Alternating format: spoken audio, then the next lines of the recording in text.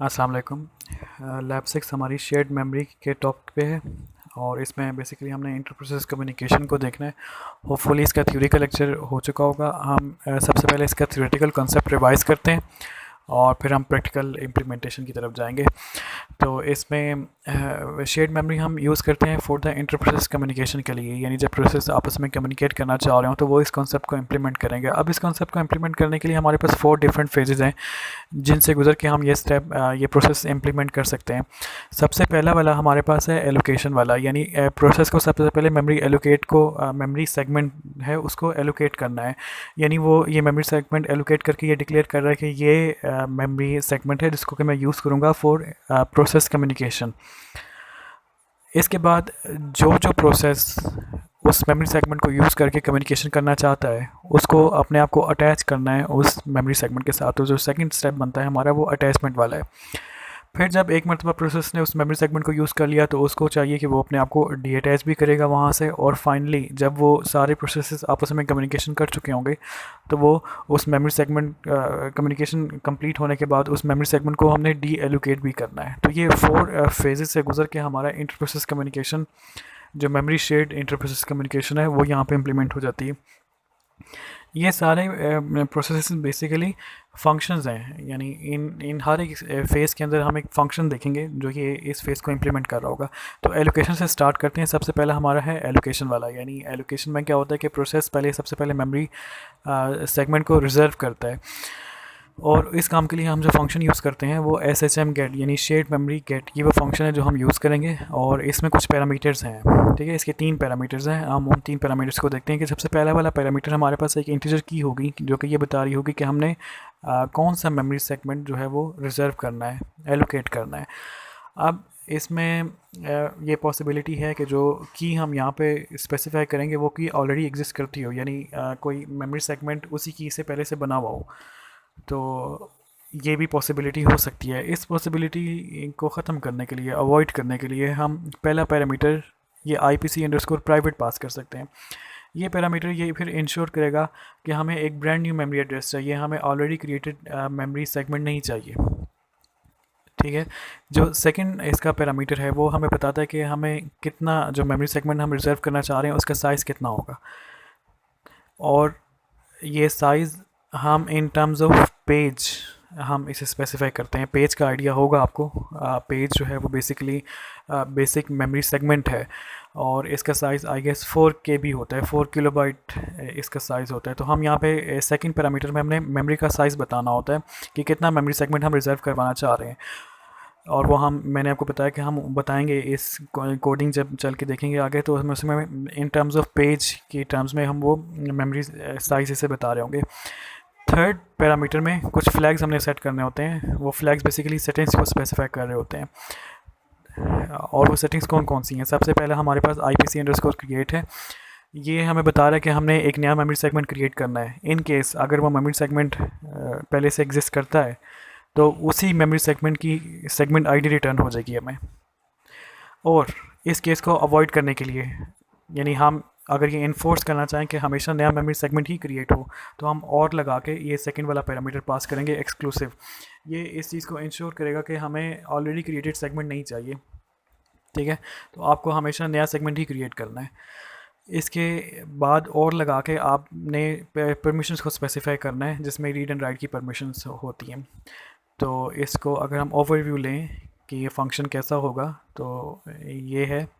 इसमें सबसे पहले हमने की पास की है, फिर दूसरा में हमने उसका साइज़ पास किया कि हमें कितना साइज़ चाहिए। इस गेट पेज साइज़ को हम जब कोड लिखेंगे तो अब इसको फर्दर डिटेल में देखते हैं कि हमें क्या रिटर्न करते हैं।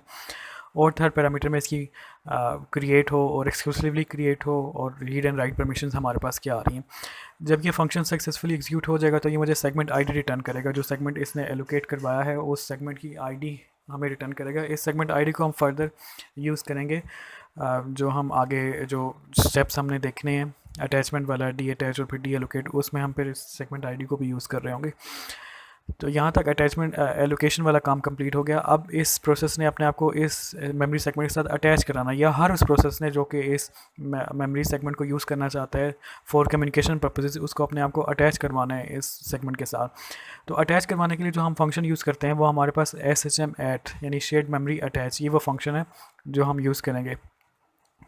इसको सबसे पहला वाला, अब इसके भी कुछ पैरामीटर्स हैं। पहला पैरामीटर कौन सा है कि वो सेगमेंट आईडी, जो फर्स्ट फंक्शन है हमें रिटर्न की थी, ये ऊपर जो हम फंक्शन देख के आए हैं, इस फंक्शन में जो सेगमेंट आईडी रिटर्न की थी, ये सेगमेंट आईडी हम रिटर्न करवाएंगे।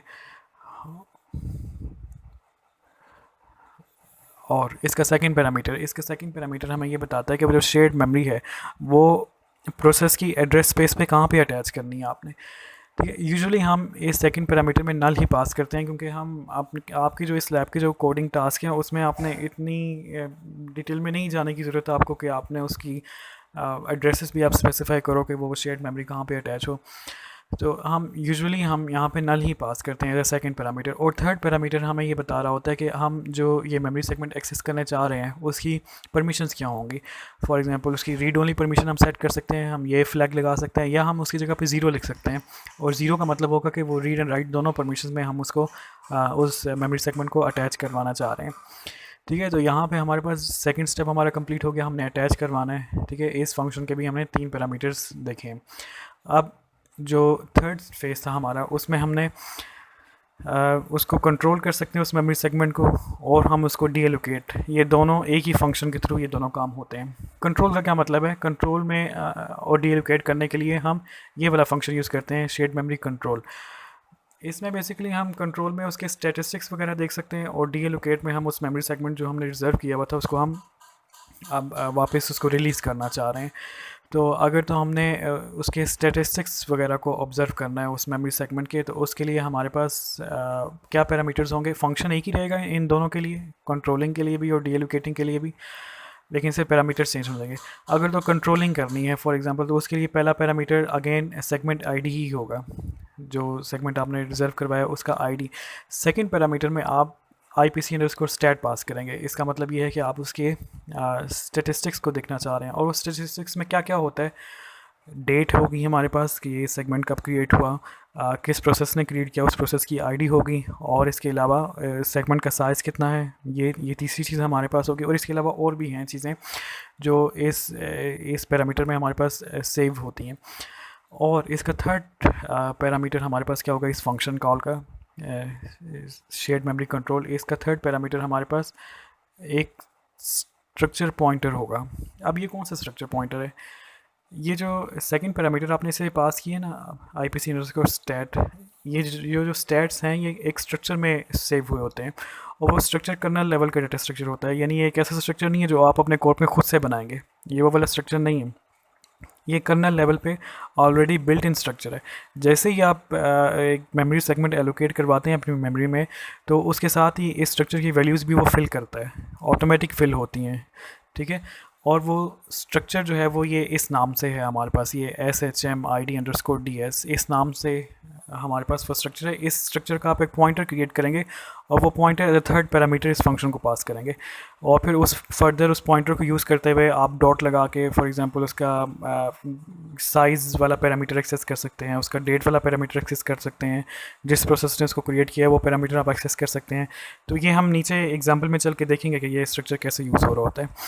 इन केस अगर आप डी एलोकेट करना चाह रहे हैं, आपने उस मेमोरी एलोकेशन को अच्छा आप यूज़ कर लिया है फॉर कम्युनिकेशन, अब आप उसको डी एलोकेट करना चाह रहे हैं, तो उस केस में भी हमारे पास फंक्शन यही रहेगा। हम इस IPC_stat की जगह अब इस केस में ये पैरामीटर पास करेंगे RMID, और जो थर्ड है पैरामीटर वो हम नल पास करेंगे। तो ये फंक्शन उसके बाद फिर हमें उस मेमोरी सेगमेंट को डी एलोकेट कर देगा। तो ये फंक्शन है जो हमने इस लैब में इम्प्लीमेंट करने हैं। क्वेश्चन नंबर 1 की तरफ आते हैं। क्वेश्चन नंबर 1 में हमारे पास एक ये सारे जो ऊपर हमने कॉन्सेप्ट देखे ना, फंक्शन देखे हैं, उन्हीं का एक ओवरव्यू एक इम्प्लीमेंट किया हुआ है। इसमें आपको लाइब्रेरी यूज़ करनी पड़ेगी SHM.h इस शेयर्ड मेमोरी के कॉन्सेप्ट को यूज़ करने के लिए। फर्स्ट स्टेप में हमारे पास SHM गेट का फंक्शन मैंने कॉल किया है, और अगेन इसके पैरामीटर्स हम देख चुके हैं कि प्राइवेट क्या करेगा कि एक ऐसी की यहाँ पे वो जनरेट करेगा कि जो कि पहले एग्जिस्ट नहीं करती होगी। हमारे पास यूनिक की होगी, ब्रांड न्यू मेमोरी सेगमेंट हमें चाहिए। Get page size, page size get page size मुझे 4 KB रिटर्न करेगा। यानी मैंने आपको बताया कि पेज जो है वो बेसिक मेमोरी सेगमेंट होता है, तो हम यहाँ पे जो स्पेस रिज़र्व करवाना चाह रहे हैं उसे भी पेज साइज़ की टर्म्स में ही दे सकते हैं। तो इसलिए मैंने यहाँ पे गेट पेज साइज़ ही लिख दी है, तो वो मुझे पेज का जो साइज़ होता है वो मुझे रिटर्न करेगा, और यहाँ पे 4 KB आपको रिटर्न होना चाहिए। यानी जो मेमोरी सेगमेंट हम एलोकेट करवाना चाह रहे हैं वो 4 KB उसका साइज़ होगा। और थर्ड में हमारे पास अगेन वो एक्सक्लूसिवली क्रिएट करो और रीड एंड राइट की परमिशन हम उसे बता रहे हैं। यहाँ तक सेगमेंट क्रिएट हो गया। सेकंड में हमने अब इसी प्रोसेस को अटैच करवा रहे हैं इस सेगमेंट के साथ, और उसमें हमने पहला पैरामीटर कौन सा दिया है, यही सेगमेंट आईडी दिया है जो इस फंक्शन से हमें रिटर्न हुआ है। ये सेगमेंट आईडी से पास कर दिया। सेकंड में हम नल पास करें, मैंने बताया था कि सेकंड आर्गुमेंट हम वो मेमोरी एड्रेसेस को सेट करने के लिए यूज़ करते हैं। यूजुअली आपको इसकी ज़रूरत नहीं होती अनटिल आप बहुत ज़्यादा डिटेल में जाके उसको सेट कर रहे हो। इन टास्क में आपको ज़रूरत नहीं है, तो इसलिए हमने यहाँ पे नल पास किया। और सेकंड में हमने ज़ीरो पास किया, मतलब ये सेगमेंट हम अटैच कर रहे हैं with read and write permission attach कर रहे हैं। अब ये जो हमें रिटर्न क्या करता है, ये फंक्शन हमें रिटर्न करेगा, कि जो मेमोरी सेगमेंट का वो एड्रेस हमें रिटर्न कर रहा है, और उस एड्रेस को मैं कन्वर्ट कर रहा हूँ करेक्टर पॉइंटर टाइप में। क्यों करेक्टर पॉइंटर टाइप में मैंने इसे कन्वर्ट की, क्योंकि मैं इस मेमोरी एड्रेस पे जिसके साथ मैंने अभी अपने आप को अटैच किया है, उस मेमोरी एड्रेस में मैं स्ट्रिंग टाइप का डेटा सेव करवाना चाहता हूँ, इसलिए मैंने इसे करेक्टर पॉइंटर में सेव कर लिया। और देख रहे हो कि ये S1 में सेव हो रहा है, S1 itself character pointer type का है। अब मेरे पास वो स्पेस आ गई जहाँ पे मैं डाटा राइट कर सकता हूँ, तो मैंने उसी स्पेस पे स्ट्रिंग कॉपी का फंक्शन यूज़ करते हुए S1 पे मैंने हेलो राइट करवा दी है। ठीक है, स्ट्रिंग राइट करवाई है, और ये हेलो चुके था, इसलिए यहाँ पे मैंने करेक्टर पॉइंटर सेट किया हुआ है। डाटा भी राइट हो गया। अब इस मेमोरी एड्रेस को मैं, अगर इसके डाटा को मैं प्रिंट करवाना चाह रहा हूँ कंसोल पे, तो उसके लिए मैंने पुट एस का फंक्शन यूज़ करके उसे कंसोल पे प्रिंट करवा दिया। इसके बाद मैंने मेमोरी को डी अटैच किया और फिर डी एलोकेट कर दिया उस मेमोरी सेगमेंट को। और ये सारे पैरामीटर्स हम ऑलरेडी देख चुके हैं कि हमने डी अटैच और डी एलोकेट करना हो तो हम कौन कौन से पैरामीटर्स यूज़ करेंगे। इसमें जो एड्रेस स्पेस थी मेमोरी सेगमेंट की, वो यहाँ पे पास की है डी अटैच करते वक्त, और उस मेमोरी सेगमेंट को ही अगर आपने डी एलोकेट कर देना हो, उसको क्लियर करना हो मेमोरी से, तो फिर उसके लिए आप ये पैरामीटर्स जो हैं वो यूज़ करेंगे, जिसमें सेगमेंट आईडी है और ये एक फ्लैग आप यूज़ करते हो RMID, और थर्ड में हम नल या ज़ीरो पास कर रहे होते हैं। ये फंक्शन ये जब पूरा कोड एग्जीक्यूट होगा तो सेगमेंट क्रिएट हो रहा है, और उसमें मेमोरी सेगमेंट में ये प्रोसेस हेलो राइट करवा रहा है और फिर से कंसोल पे प्रिंट करवा रहा है। इसे रन करके देखते हैं क्या हमारी आउटपुट यही है जो हम एक्सपेक्ट कर रहे हैं। ये सारे कोड मेरे पास इम्प्लीमेंटेड है, मैं इसे एग्जीक्यूट करता हूँ।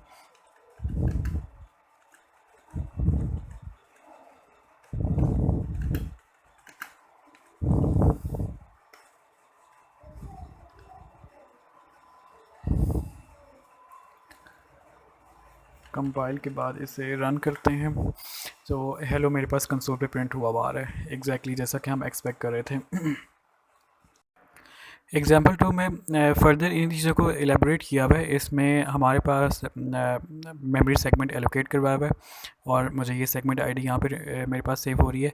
इसके बाद इसी प्रोसेस को अटैच कर रहे हैं उस शेयर्ड मेमोरी सेगमेंट से, और अगेन इसको कास्ट कर रहे हैं करेक्टर पॉइंटर में, क्योंकि मैंने अगेन जो डाटा सेव करवाना है वो स्ट्रिंग है मेरे पास।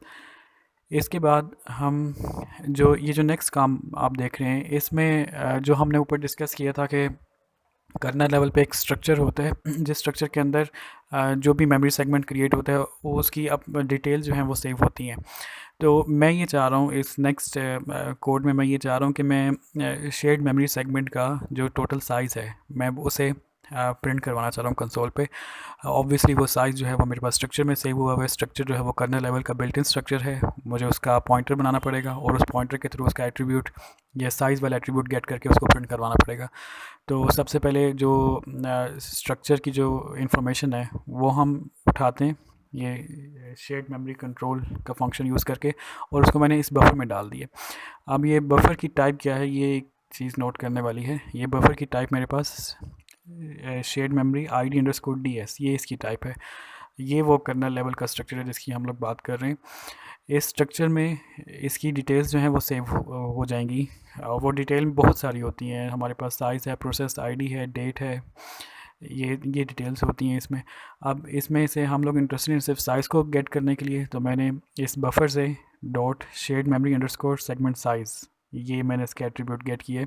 इसको मैं सेव कर रहा हूँ इस वेरिएबल में, और मैं नेक्स्ट लाइन में इसे प्रिंट करवा रहा हूँ। तो इस शेयर्ड मेमोरी सेगमेंट का जो भी साइज़ होगा वो मुझे रिटर्न हो जाएगा और यहाँ पे प्रिंट होगा। इसके बाद मैं इस जो मेमोरी सेगमेंट है इसमें मैं हेलो वर्ल्ड राइट करवा रहा हूँ। अब मैं राइट कैसे करवा रहा हूँ, मैंने एस प्रिंट एफ का फंक्शन यूज़ किया है प्रिंट एफ का फंक्शन कंसोल पर राइट करने के लिए, और एस प्रिंट एफ का फंक्शन जो है वो मेमोरी सेगमेंट में राइट करवाने के लिए। नेक्स्ट हम उस कंटेंट को कंसोल पे डिस्प्ले करवा रहे हैं और फिर डी अटैच और डी एलोकेट का काम कर रहे हैं। इस कोड को रन करके देखते हैं। ये टास्क 1B है, इसको हम रन करते हैं।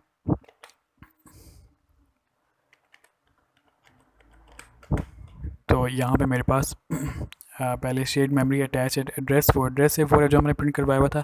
नेक्स्ट सेगमेंट साइज़ जो मैंने निकाला था 4096, ये वो सेगमेंट साइज़ मुझे डिस्प्ले कर रहा है, और जो फिर उसके बाद मैंने उस सेगमेंट में जो राइट करवाया था हेलो वर्ल्ड वो प्रिंट कर रही है। अब ये 4096 जो सेगमेंट साइज़ है ये कहाँ से आ रहा है? ये हमने इस मेमोरी सेगमेंट को एलोकेट करते वक्त इसका साइज़ कितना दिया था, गेट पेज साइज़, हमने ये साइज़ दिया था इसको। और मैंने आपको बताया था कि ये अराउंड 4 किलोबाइट के अराउंड होता है, इसीलिए मुझे वो 4096 मुझे डिस्प्ले कर रहा है कि इस मेमोरी सेगमेंट का जो साइज़ है वो अराउंड 4 किलोबाइट है। तो ये आपका टास्क 2 है। टास्क 2 में आपने 4 को कंबाइन करना है इस शेयर्ड मेमोरी के कंसेप्ट के साथ, यानी फोर्क और शेयर्ड मेमोरी इन दोनों चीज़ों को कंबाइन करना है। और उसमें आपके पास ये है कि एक स्ट्रक्चर दिया हुआ है आपको। इस स्ट्रक्चर में जस्ट 3 इंटीजर टाइप के वेरिएबल्स हैं और एक प्रिंट का फंक्शन है जो कि इन तीनों वेरिएबल्स को प्रिंट कर रहा है, और वो फंक्शन भी आपको यहाँ पे इम्प्लीमेंट करके दिया हुआ है। मकसद क्या है इस टास्क का? इस टास्क में आपने एक मेमोरी सेगमेंट एलोकेट करवाना है, ठीक है। इस प्रोसेस को उसके साथ अटैच करना है, ठीक है। जैसे आप इस प्रोसेस को अटैच करेंगे, साथ ही आपने फॉर्क को यूज़ करते हुए 2 चाइल्ड क्रिएट करने हैं इस प्रोसेस के। अब जब 2 चाइल्ड क्रिएट करेंगे तो जो मेमोरी सेगमेंट आपने यहाँ पे अटैच करवाया हुआ था वो उन चाइल्ड को भी एक्सेस हो जाएगा, ठीक है। तो ये ऑटोमेटिकली इनहेरिट करता है चाइल्ड, उसको शेयर्ड मेमोरी सेगमेंट को ऑटोमेटिकली इनहेरिट कर लेता है। हाँ, अब उनकी मर्ज़ी होती है कि अगर वो उसे डी अटैच करना चाह रहे हो तो वो चाइल्ड उसको डी अटैच कर सकते हैं, लेकिन ऑटोमेटिकली इनहेरिट कर लिया जाता है शेयर्ड मेमोरी को चाइल्ड्स में। तो अब यहाँ पे आपने जब 2 चाइल्ड बनाने हैं तो उनके थ्रू आपने इन वेरिएबल्स को अपडेट करना है। ये इन तीनों वेरिएबल्स को लेट से चाइल्ड 1 को अपडेट कर दें, वो इनमें 1 2 3 राइट करवा दे, और जो चाइल्ड 2 है वो इनमें कुछ और वैल्यूज़ राइट करवाए, और चाइल्ड 1 और चाइल्ड 2 दोनों चाइल्ड जो हैं वो उसको प्रिंट भी करवाएं साथ वैल्यूज़ को अपडेट करने के बाद। तो इस टास्क का बेसिकली मकसद क्या है कि आपको शेयर्ड मेमोरी जो है अलॉन्ग विथ फोर्क, यानी चाइल्ड कैसे बिहेव करते हैं जब आप मेमोरी सेगमेंट को शेयर करवाते हैं, तो उसको थोड़ा यहाँ पे एक्सप्लेन करना है। तो यहाँ इस कोड में इसका जो है ना वो आपको हिंट्स दी हुई है कि आपने किस स्टेप पे कौन सा काम करना है, और जो फंक्शन था प्रिंट वाला वो बना हुआ है, इस तरह स्ट्रक्चर भी बना हुआ है। तो आप इसी कोड को आगे फर्दर कंटिन्यू करेंगे और जो रिमेनिंग फंक्शनलिटी है इसकी वो अचीव करेंगे। दोनों चाइल्ड्स ने वैल्यूज़ को चेंज करना है और फिर उनको प्रिंट करवाना है बाय यूजिंग दिस फंक्शन जो आपको यहाँ पे बना हुआ है, प्रिंट का फंक्शन। इसी फंक्शन को यूज़ करेंगे। थर्ड टास्क में क्लाइंट सर्वर टाइप एक एप्लीकेशन बनी हुई है। It is not complete application, not a complete chatting application, but उसकी किसी हद तक आपको ना एक वो दी हुई है कि आप इसी कोड को अगर आगे कंटिन्यू करना चाहें तो आप एक चैट एप्लीकेशन एटलीस्ट बना सकते हैं इसी कोड को यूज़ करते हुए। इसमें सर्वर है और क्लाइंट है मेरे पास। सर्वर कुछ राइट करता है शेयर्ड मेमोरी में, और जो क्लाइंट है वो उसको एक्सेस करके उसी जो राइट हुआ वह सर्वर की तरफ से उसको प्रिंट करवा रहे हैं। आप इस कोड को फर्दर एक्सटेंड कर सकते हैं, लेट से क्लाइंट के साइड से भी कुछ राइट करवा सकते हैं जो सर्वर रीड करेगा, एंड सो ऑन। ये बैक एंड फोर्थ कम्युनिकेशन इस पर हो सकती है। इन दोनों कोड्स को, टास्क 2 को और टास्क 3 को हम रन करके देखते हैं कि हमें इसमें कैसी आउटपुट रिक्वायर्ड है। ये टास्क 2 मेरे पास इम्प्लीमेंट हुआ है, इसमें जो आउटपुट हमें रिक्वायर्ड है वो कुछ इस टाइप की होगी।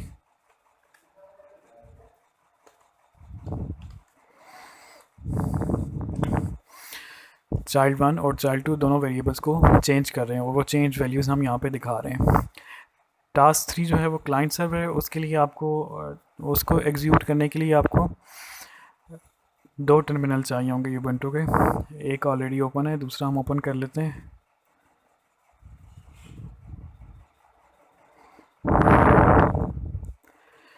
आपको सबसे पहले उस डायरेक्टरी तक पहुंचना है जहाँ पे वो कोड रखा हुआ होगा।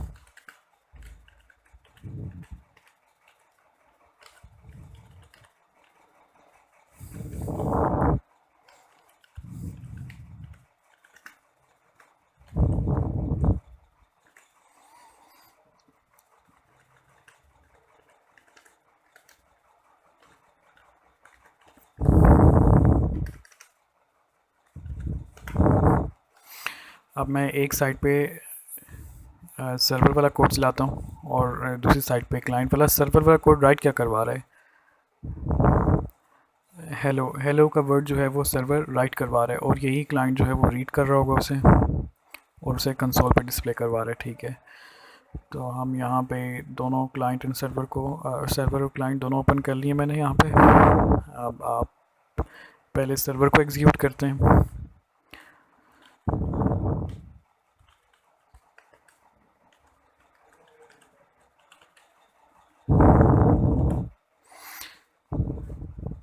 इसको मैं रन करता हूँ और ये सब काम करने के बाद इनफाइनाइट लूप पे लगा हुआ है। आप कोड में देखना वहाँ पे एक इनफाइनाइट लूप लगा हुआ है, तो ये वहाँ पे चला गया है, राइट करवा दिया इसने। अब मैं क्लाइंट को कंपाइल करता हूँ और जो भी राइट करवाया है सर्वर ने वो ये रीड करके प्रिंट करेगा।